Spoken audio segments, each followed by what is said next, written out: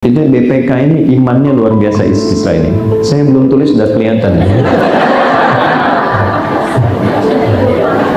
Belum saya tulis sudah kelihatan Pak. Memang Masjid Al-Hasil ini karomahnya tinggi. Kita tulis dulu, saya cek sebentar ya. Bismillah. Manusia. Ini sekaligus mengecek apakah jamaah yang hadir pagi ini manusia semua atau barangkali ada malaikat yang sedang menyamar. Disebut manusia jika setidaknya memiliki 3 unsur utama. Satu, ada fisiknya, bodinya, tubuhnya. Saya agak cepat. Yang kedua, ini ada akalnya yang membedakan nanti dengan hewan. Jadi sumber pikiran ada di sini. Yang ketiga, ada rohnya, ada spiritnya. Ini inti kehidupan kemanusiaannya ada di sini. Oke, saya pelan-pelan. Jadi disebut manusia bila ada 3 unsur ini. Hilang salah satunya, maka hilang unsur kehidupan dalam kemanusiaannya. Kita beri contoh. Ada fisik, ada akal, ada roh. Rohnya hilang, tidak ada, maka ini meninggal, selesai, wafat ya. Kemudian hilang akalnya, tidak akal, tidak ada, maka ini hewan ya, karena itu hewan tidak berakal. Nah, kalau hewannya berakal, bahaya. Kadang-kadang kita sering oleh Allah diberikan motivasi, gambaran, belajar dari hikmah kehidupan hewan untuk memfungsikan akal dan cara berpikir kita. Contoh, ibu yang kadang-kadang ada dorongan untuk berkeluh kesah tentang rezeki. Tambah ini, cicilan ini, tutupan ini, pengen banyak, pengen sedikit, dan sebagainya. Itu ada yang sangat menarik, kita diminta belajar dari cicak dan nyamuk. Bisa. Bahkan orang tua kita itu tidak banyak teori, dikasih lirik aja sederhana ya. Cicak makanannya apa Bu? Nyamuk. Baik, sekarang nyamuk punya sayap tidak? Punya. Cicak? Bagaimana keadilan Tuhan menjadikan satu hewan makanannya bisa terbang, yang makannya nggak bisa terbang Pak? Coba. Dan cicak itu bergeraknya bagaimana? Merayap di mana? Di dinding ya. Coba bayangkan kalau nyamuk itu diberi akal, jadi mainan cicak gitu ya. Kalau punya akal, tapi orang tua kita bijak memberikan sebuah nilai tanpa harus menyantumkan dalil untuk berpikir bagaimana adilnya Allah mengatur rezeki untuk kita semua supaya tidak mengeluh. Cicak diam-diam. Perhatikan, datang seekor, kok bisa datang seekor nyamuk? Bukan cicak yang mendatangi nyamuk, tapi nyamuk yang mendatangi cicak. Kenapa? Karena cicak itu hanya menjalankan tugas dari Tuhan, merayap aja. Dengan engkau merayap, rezeki datang. Kalau cicaknya tidak merayap, nyamuknya nggak datang. Jadi jangan kita mengurusi apa yang sudah menjadi kewajiban dan kuasa Allah. Allah minta kita kerja aja Bu, nanti rezeki datang. Toh yang tidak berakal pun diberikan oleh Allah rezekinya. Cukup engkau merayap walaupun diam-diam, maka datang seekor. Nah, selanjutnya, silakan ya. Nah, jadi Anda bayangkan yang tidak punya pikiran saja hidupnya begitu teratur. Ya, matahari mulai kita datang fajar kan teratur, yang dikeluarkan oksigen. Nanti setelah itu malam ganti karbon dioksida yang keluar. Tumbuhan juga teratur. Silahkan diriset ya, berbagai tumbuhan dan seterusnya. Matahari memberikan sinar, tumbuhan mengeluarkan oksigen, malam kemudian baru karbon dioksida. Hewan juga begitu. Jadi kalau kita melihat sekeliling tidak berakal begitu teratur, maka bagaimana kita yang diberikan anugerah akal? Ini untuk pembedanya. Kalau tidak ada fisiknya, cuma akal dan roh, Nah, itu gentayangan namanya. Ya. Nah, jadi dinamakan manusia itu mesti ada 3 bagian ini. Dari 3 ini, saya teruskan dulu karena kita belum ketemu konteks tentang hati. Dari 3 ini, lalu Allah meminta kita mengatur keseimbangan supaya 3 bagian diri kita ini berfungsi dengan optimal. 1, fisik. Turun misalnya Quran surah kedua Al-Baqarah di ayat 168, ya, paling kanan sebelah bawah di mushaf. Ya ayyuhan nasu, hei semua manusia tanpa kecuali. Jadi di Islam itu ada satu yang menarik. Kalau ada diksinya menggunakan kata nas, maka hukumnya berlaku universal. Jangan dibatasi oleh keyakinan, jangan dibatasi oleh keimanan. Semua boleh mendapatkan nikmat itu dengan, nah ini satu gambaran yang sangat luas dan terbuka. Contoh seperti ini, ibu di dunia pekerjaan bekerja secara profesional, ya, jangan ada batasan-batasan sekat keyakinan dalam konteks saling mendukung. Oh, tolong dong minta bantuan, ini susah. Oh, kamu kan beda keyakinan. Nah, itu justru menurut Quran salah. Ya, dalam konteks kemanusiaan jangan lihat dan batasi dengan nilai-nilai keyakinan. Dalam konteks ibadah silahkan masing-masing, tidak harus mencampur, dan nilai penghormatannya la ikraha fiddin lakum dinukum waliyadin. Itu indah sekali. Nah, di sini menggunakan kata nas, hukumnya umum. Ya ayyuhan nasu, hei semua manusia, kulu mimma fil ardi. Untuk mendukung kesehatan tubuhmu, nggak mungkin bisa kerja kalau nggak sehat. Tidak mungkin beraktivitas dengan baik kalau tubuhnya sakit. Maka untuk mendukung kekuatan tubuh itu, kata Allah, kulu mimma fil ardi. Silahkan konsumsi makanan dimanapun Anda bisa mendapatinya. Tuh, Allah sudah tahu, Bu, kalau ibu itu senang nasi uduknya yang di mana misalnya, senang nasi gorengnya yang mana, ya, tek depan rumah, tapi kan nyarinya bisa ke tempat lain gitu. Ya, itu tidak dilarang, boleh-boleh saja. Tapi syaratnya 2. 1, halalan, dapatkan dengan cara yang legal. Yang kedua, thayyiban, konsumsi yang menyehatkan bagi tubuh. Suka, tapi kata dokter nggak sehat, jangan dipaksakan. Jadi sederhana, kalau tips ini dipakai dalam kehidupan, tubuh kita sehat. Secara singkatnya, tubuh fisik butuh nutrisi dan harus sehat. 2 ke sini, akal juga sama. Maaf, orang yang sehat fisiknya tapi akalnya tidak mendapatkan nutrisi, maka pikirannya menjadi lemah, jadi terbatas, sehingga karena lemah di akal pikiran itu, tugas fisiknya jadi lebih berat. Kalau ibu bapak mau cek, gampang gini, orang yang ilmunya makin banyak, akalnya makin kuat, itu pasti tugas fisiknya ringan. Karena kenapa? Karena kontrol semua kegiatan fisik itu seluruhnya nanti bersumber dari akal, dari ilmu. Begitu ilmunya bertambah, tugas fisik pasti ringan. Ilmunya semakin lemah, fisiknya semakin berat. S1, S2, kan syarat masuk BPK minimal S1 kan? Kalau tambah S2, S3, salary-nya beda nggak? Beda. Ruangan kerjanya sama nggak? Tidak, bisa berbeda. Jadi semakin bertambah ilmunya, semakin kuat akalnya, semakin ringan tugas fisiknya.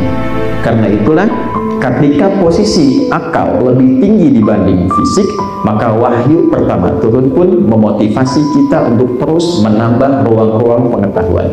Apa wahyu pertama yang turun? Iqra. Iqra itu minimal, Bu, baca supaya akalnya terus berkembang, terstimulasi.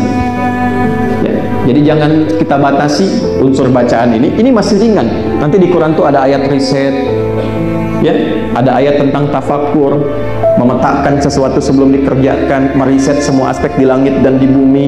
Ada ayat tentang akuntansi, Al-Baqarah 282, ada ayat hitungan, ada ayat tentang pendalaman. Tapi dimulai dengan ini, minimal mau baca. Kalau kita bisa kembangkan sifat mudah dan gampang akses membaca, maka ini meningkat, tugas ini lebih mudah. Ya, kan Quran juga dimulai dari Iqra kan? Mau baca ya, tapi masih tahap rendah. Makanya kan belajarnya alif sampai ya kan, a fathah a fa fathah fa lam dhamma u lu apa lu gitu kan. Setelah itu baru mengkaji.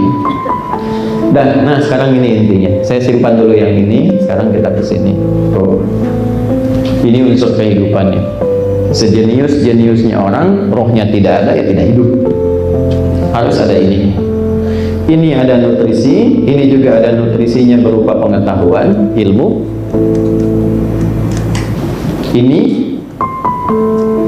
unsur kehidupan yang paling penting, tentu juga membutuhkan nutrisi, ada tempatnya, ada keadaannya.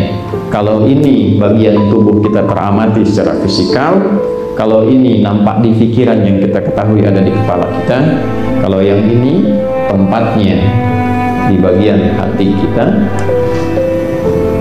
bahasa Arabnya disebut dengan kolbu, nanti kita terangkan. Dan dia juga butuh nutrisi. Inilah yang sering kita sebut dengan agama. Ringkasnya ada di ibadah. Semua unsur perintah, semua unsur larangan, sumbernya ada di sini, Bu. Pak. Kalau akal tidak memerintahkan. Maaf, sedikit fokus, ini agak dalam sedikit kajiannya, agak ilmiah. Fisik ini bagian perluan untuk mengeksekusi tugas fisikal. Baik ya, mata melihat, lisan bicara, kaki melangkah, tangan bergerak. Pertanyaannya, atas perintah siapa mata melihat? Atas perintah siapa lisan bicara? Kok bisa keluar perintah katakan yang baik? Kok bisa juga keluar perintah katakan yang buruk? Nah, semua perintah yang dikerjakan oleh bagian tubuh kita ini sumbernya dari sini, Bu. Bukan dari sini.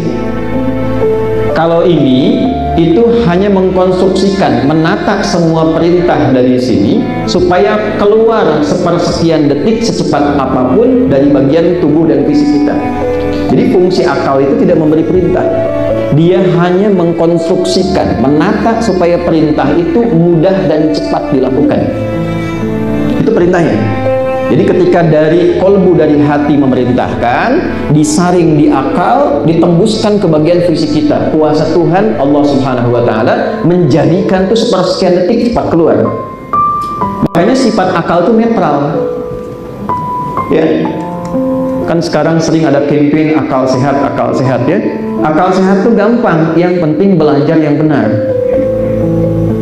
Yang sekarang jarang dikaji itu adalah jiwa yang sehat, kolbu yang sehat, hati yang sehat. Karena di sini semua sumber perintah dan larangan muncul. Di sini semua sumber kehidupan ini berasal. Jadi kalau di sininya tidak sehat, ibu pintar, jangan ibu dah, yang di luar saja, ya. Misal ada orang pintar, tapi di sininya kotor, tidak baik. Maka kepintarannya hanya akan digunakan mengeksekusi yang kotor itu supaya cepat dilakukan. Tapi kalau isinya di sini baik, maka semua yang keluar dari isi hati ini ditembuskan ke akal supaya cepat dikatakan atau dilakukan oleh bagian fisik kita. Paham sih?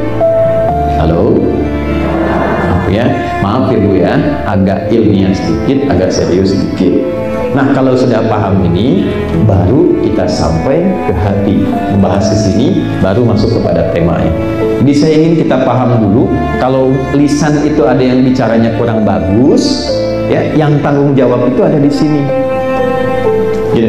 Jadi kalau ibu dengan suami di rumah atau di pekerjaan ingin nyaman, kan jarang ada yang mengatakan, misal mohon maaf ya, mohon maaf sekali, sumber semua perasaan itu kan bukan di pikiran. Ya, semuanya di sini. Gak enak hati, saya belum pernah dengar ada orang bilang gak enak akal. Saya gelisah, kenapa? Gak enak akal. Semua dari sini sumbernya. Ya, kalau yang muslim bisa didapatkan di hadis Nabi di Al-Arba'in nomor hadis yang ke-6, dicantumkan oleh Imam Nawawi. Ya, kemudian disampaikan dari Nabi SAW. Perhatikan kalimatnya, ala inna fil jasadi mudghah. Semuanya, kata Nabi, perhatikan dan ketahuilah, dalam tubuh kita itu ada satu bagian. Hati-hati. Idza sholahat sholahal jasadu kullu. Kalau bagus itu maka akan berpengaruh pada semua bagian tubuh itu bagus. Wa idza fasadat fasadal jasadu kullu. Kalau itu jelek maka berpengaruh jelek ke semua bagian tubuh. Ala wahiyal qalbu, ya, dan itulah qalbu. Diterjemahkan oleh Ahmad Dhani, ada satu bagian itu kan dalam diri kita, ya, sentuhlah dia tepat di, nah maka ia akan jadi milikmu untuk selamanya, ya. Nah ini hati. Apapun itu. Ayo kita mulai. Kita turunkan. Ini saya mohon izin saya hapus dulu. Ini saya baru berinteraksi dengan alat ini, jadi kalau pakai manual saya hapus tangan boleh ya. Nah, bismillah. Gak apa-apa. Saya sudah biasa datang sendiri, kan boleh sendiri, hapus sendiri, biasa. Anda tinggal ikut, lihat, nulis, nyatet, pulang, masuk surga, ya. Ya, masuk surga tidak cukup dengan amin. Kita belajar dulu. Ya, sekarang kita belajar konstruksinya, ya. Ini saya bulati aja deh. Gini ya. Disebut qalbu. Nanti saya terangkan kenapa disebut dengan qalbu. Karena terambil dari bahasa Arab. Ya. Pelan-pelan. Sudah terlihat ya? Ini hati, qalbu. Ini inti kehidupan kita, tidak terlihat dalam diri kita. Yang dimaksud hati ini bukan organ hati secara fisik, bukan. Tapi ada yang dinamai dalam diri kita, disebutnya qalbu, tak nampak secara kasat mata. Tapi di situ roh, spirit hidup kita ada. Nah, di dalamnya, dalam qalbu ini ada satu bagian lagi. Di dalam ini ada inti qalbu, namanya nafas. Nafas. Dan di sini diserap ke dalam bahasa Indonesia menjadi nafas. Ya. Makanya seseorang punya tanda kehidupan ketika dia bernafas. Jelas di sini? Baik ya. Nah ini nafas. Inilah inti hidup kita ada di nafas, tempatnya di dalam qalbu. Di nafas ini nanti ada dua bagian. Ya, ada dua bagian. Saya turunkan Quran dulu, surah ke-91 Muslim ayat 7 sampai 10 ya. Wa nafsi wa ma sawwaha fa'alhamaha fujuraha wa taqwaha. Di sini di nafas ada dua bagian. Satu, kutub positif namanya takwa. Nah, ini unsur kebaikannya. Yang kedua, lawan dari takwa namanya fujur. Asalnya ini, atau sering kita sebut dengan nafsu. Nanti saya uraikan kenapa disebut nafsu. Ini bukan ilmu takatik ya, tapi nanti ada referensi yang bisa kita gali.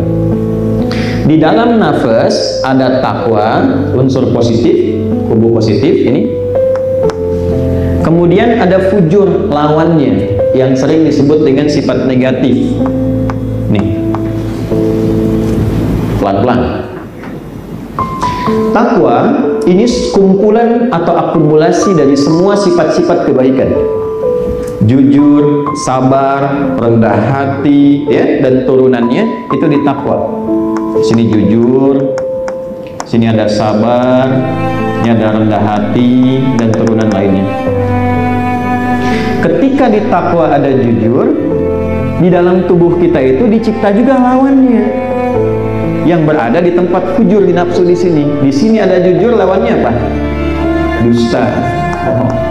Jadi kalau ibu katakan tidak ada dusta di antara kita, tetap ada potensi itu dalam tubuh kita.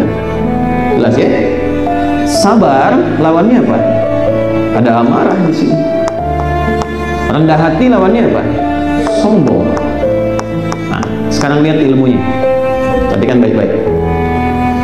Akumulasi takwa ini adalah detilnya gambaran dari semua sifat-sifat kebaikan. Karena itulah kalau ibu dan bapak jeli mengamati, orang tua kita dari dulu itu mendahulukan ketakwaan sebelum kecerdasan dalam konteks membangun negeri. Karena diharapkan pembangun negeri ini dan pemakmurnya, hati-hati pada poin ini, diharapkan punya sifat baik dulu sebelum cerdas. Karena kecerdasan yang didorong dengan sifat ketidakbaikan justru itu menghancurkan. Misal, kita punya undang-undang pendidikan Sisdiknas nomor 20 tahun 2003. Itu di pasal menimbang saja kan ada 5 poin ya. Yaitu hafal nggak? A, B, C, D, E. Di poin B coba lihat. Undang-Undang Dasar 1945 mengamanatkan pemerintah mengusahakan menyelenggarakan satu sistem pendidikan nasional yang meningkatkan keimanan dan ketakwaan pada Tuhan Yang Maha Esa serta akhlak mulia, baru mencerdaskan kehidupan bangsa. Oke, kita tarik misalnya ke kepolisian, Tribrata. Saya ngajar di Sespim juga, saya ngajar di Spolwan. Tribrata itu yang pertamanya, kami polisi negara kesatuan Republik Indonesia yang beriman dan bertakwa pada Tuhan Yang Maha Esa. Sabta Marga di TNI ada 7. Ya, dari kami warga negara Indonesia yang bersendikan Pancasila. Patriot nomor 3-nya Ksatria. Kami Ksatria Indonesia yang beriman dan bertakwa pada Tuhan Yang Maha Esa. Hakim, dari mulai Cakim itu mau masuk ada Pancadharma, dari Ksatria sampai Tirta. Kami hakim Indonesia yang beriman dan bertakwa pada Tuhan Yang Maha Esa. BPK juga sama. Tadi kan bab yang keempat pasal 13, dari 11 untuk keanggotaan BPK, nomor 2-nya beriman dan bertakwa pada Tuhan Yang Maha Esa. Karena itulah kemudian ini diikat dengan pasal 1 di Pancasila pada setiap turunan keputusan berbangsa bernegara. Undang-Undang BPK nomor 15 tahun 2006 itu dibukanya dengan kalimat dengan rahmat Tuhan Yang Maha Esa. Keputusan presiden juga sama. Turunan rahmat Tuhan itu ini ke sini. Nukleusnya ini, intinya takwa. Jadi berbahagianya kita dan satu-satunya di muka bumi ini negara yang dari dasar perundangannya dan turunan penjagaan pada bangsanya yang menyantumkan sifat takwa itu hanya Indonesia. Silakan Bapak Ibu cek, event itu di negara Timur Tengah tidak ada satupun negara yang menyantumkan pada undang-undang dasar turunannya sampai jadi instrumen kebangsaan dengan sifat takwa kecuali Indonesia. Ya, untuk kita jadi ya, nah itu yang harus kita kejar. Dan dengan takwa itulah negeri ini dibangun. Coba Bapak Ibu lihat dan bandingkan dengan para pendahulu kita. Kita kan sedang nuansa kemerdekaan 79 tahun sekarang. Bagaimana Pak Hugeng, bagaimana Jenderal Sudirman, bagaimana Bung Karno, tokoh-tokoh hebat sampai kekinian. Yang didahulukan tuh ketakwaannya. Ibu kalau main ke Sespim, itu pertama kali yang muncul itu adalah baligo Jenderal Hugeng dengan tulisan yang sangat indah. Memang baik jadi orang penting, tapi lebih penting jadi orang baik. Dan satu-satunya jenderal polisi yang menuliskan kata iman di dalam nisannya dan tidak pernah ditampakkan selama hidupnya. Kan namanya Bapak Hugeng Iman Sentosa kan? Tapi nggak pernah dimunculkan Iman Sentosanya selama hidup Hugeng aja. Begitu beliau meninggal dunia, sebelum meninggal itu dituliskan di nisannya, pada hari ini telah aku buktikan pada Allah Tuhan Yang Maha Esa bahwa imanku betul-betul sentosa. Ini poinnya. Ini sendinya. Tapi untuk mendukung ke arah ini, termasuk nanti di rumah tangga, di kehidupan sosial, mesti ada ini. Karena tidak mungkin orang itu jujur kalau tidak diciptakan dusta. Tidak mungkin bisa sabar kalau tidak ada amarah. Jadi cara melihatnya begini, marah itu diciptakan bukan ingin menjadikan kita pemarah, bukan. Tapi supaya menjadi katalis agar sifat baiknya yang sabar muncul. Sebab kalau nggak ada amarah, nggak mungkin tiba-tiba ibu bisa sabar. Coba deh ibu nyaman, ya yang online sekarang nih. Bapak pulang ke rumah misalnya, hadir ya. Tiba-tiba ketika datang ke rumah, ibu bilang, sabar ya Pak, sabar. Gitu, nggak ada angin, nggak ada hujan. Pasti bapak tanya, Mama sehat? Mesti ada pemicunya. Ya, karena itulah Allah menyampaikan fa'alhamaha fujuraha wa taqwaha. Qad aflaha man. Nah, sekarang selalu ada kata gini, manajemen kolbu, manajemen kolbu. Yang paling gampang tuh gini, manajemen kolbu dalam Quran. Yang paling gampang kita memahami bahwa nafsu fujur itu diciptakan bukan ingin menjadikan diri kita larut dalam masalah, tapi untuk menjadi katalis supaya takwanya muncul. prakteknya, setiap menemukan sifat buruk dalam kehidupan, itu tanda dari Tuhan supaya kita cepat mengeluarkan lawan yang baiknya. Itu dulu. Jadi kalau suami pulang ke rumah dalam keadaan marah, ibu jangan marah dulu. Karena marah dititipkan pada suami supaya melatih kesabaran diri ibu itu muncul. Karena ke depan itu ada masalah lebih tinggi yang ibu harus atasi dengan kesabaran ekstra. Kalau tidak dilatih sekarang, nanti semakin tidak kuat yang di depan. Ya, jadi bukan ingin menjadikan suami seorang pemarah. Dilawannya bagaimana? Papa pulang ke rumah sedang marah, terima dulu. Alhamdulillah. Kok mama bilang alhamdulillah? Kesabaran, Pak. Marah dititipkan pada papa supaya mama bisa meningkatkan kesabaran. Cepat cari lawannya. Suami datang marah, ibu nanya, kamu kenapa? Emang kenapa? Gak nyambung. Lawan. Papa pulang ke rumah menemukan istri cemberut. Lawan cemberut apa? Si cemberut, mama kayaknya kenal deh. Ini iPhone terbaru. Itu pasti harmoni. Tuh Pak, lihat tuh langsung. Ya. Tapi kalau dilawan dengan satu cemberut yang satu marah, ya perang dunia ketiga. Selesai semua. Maaf ya, ini memang secara teoritis mudah disampaikan. Prakteknya tidak semudah mengatakan. Karena itu juga sama, Ustadz juga sama. Itulah sebabnya Ustadz kalau bahas materi ini jarang bawa istrinya. Ini live gak? Enggak ya? Aman gitu. Baik. Ini satu. Ini ya. Qad aflaha man zakkaha. Hidup seseorang itu akan cenderung bahagia dan nyaman kalau bisa menyucikan hatinya. Ibu kalau nyuci, buang pakaiannya atau buang kotorannya? Dibuang kotoran supaya apa? Bersih pakaiannya. Jadi kotoran diciptakan bukan ingin membuat pakaian ibu kotor, bukan. Filosofinya supaya muncul bersihnya. Sebab kalau tidak ada yang kotor, ibu nggak kenal bersih. Jadi bukan buang pakaiannya. Itu poinnya. Sama ini juga begitu. Nafsu diciptakan bukan ingin meningkatkan sifat buruk, tapi supaya baiknya muncul. Jelas di sini? Oke. Kalau sudah jelas, mari kita ambil prakteknya satu persatu dengan turunan-turunannya. Bismillah. Saya hapus yang di sini.